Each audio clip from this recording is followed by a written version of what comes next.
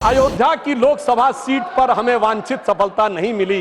ये अपने आप में राजनीतिक विश्लेषकों के लिए एक फूड फॉर थॉट है कि एक वर्ग के लिए all eyes should be on Rafah, चाहे किसी को पता हो रफा है क्या, कहां ये ना पता हो, पर दूसरे के लिए all eyes should not be on Ayodhya. देखिए साहब, आप अयोध्या हार गए, बस्ती हार गए, प्रयागराज हार गए, चित्रकूट हार गए, नासिक, रामटेक और रामेश्वरम। जो लोग ये कहते थे कि राम हुए नहीं, इसका सबूत दो, वो उत्तर से दक्षिण तक राम से जुड़े स्थानों का सबूत दे रहे हैं। अरे आपको लगता है कि भगवान हमको हरवाने के लिए आए थे? नहीं, आपको अपना अस्तित्व मनवाने के लिए आए थे। जब भारत की सांस्कृतिक चेतना की बात आती है तो निश्चित रूप से हमारे मन में नालंदा, बोधगया और उसी के साथ साथ भव्य श्री राम मंदिर का विषय भी आता है। परंतु इस बार बड़ी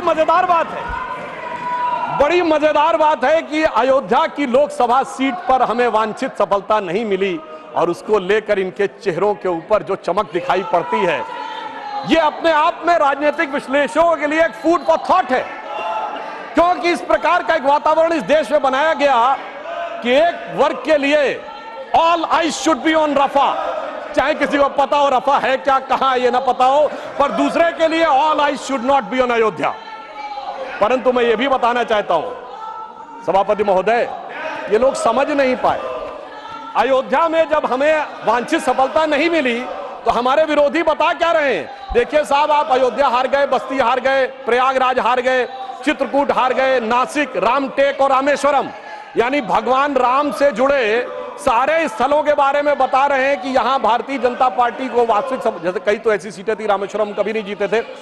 परंतु महोदय मैं कह रहा हूं, ये समझ नहीं पाए प्रभु की लीला क्या है। जो लोग ये कहते थे कि राम हुए नहीं, इसका सबूत दो, वो उत्तर से दक्षिण तक राम से जुड़े स्थानों का सबूत दे रहे हैं कि अयोध्या भी राम से जुड़ी थी, बस्ती भी जुड़ी थी, प्रयागराज भी था, रामटेक भी था, रामेश्वरम भी था।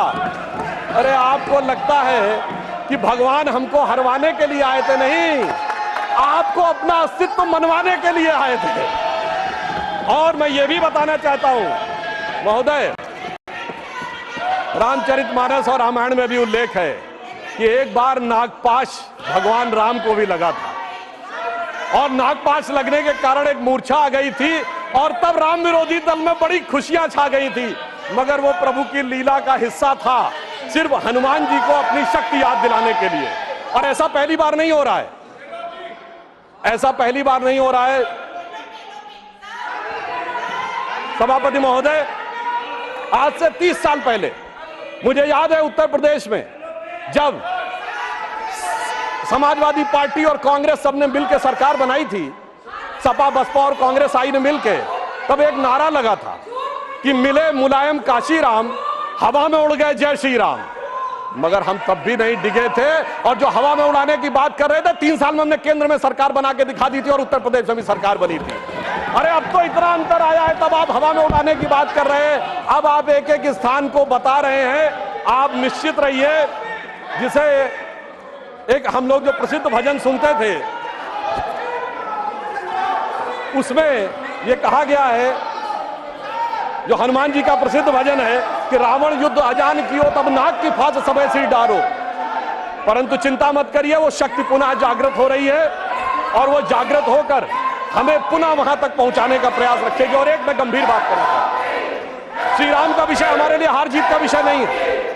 हम 2 सीटों की पार्टी थे, तब भी उतनी श्रद्धा और निष्ठा के साथ खड़े थे। हम 86 सीट पे भी वैसे ही खड़े थे, 120 पे वैसे ही खड़े थे, 182 पे वैसे ही खड़े थे, 282 पे वैसे ही खड़े थे, 303 पर वैसे ही खड़े और 240 पर भी वैसे ही खड़े हुए हैं।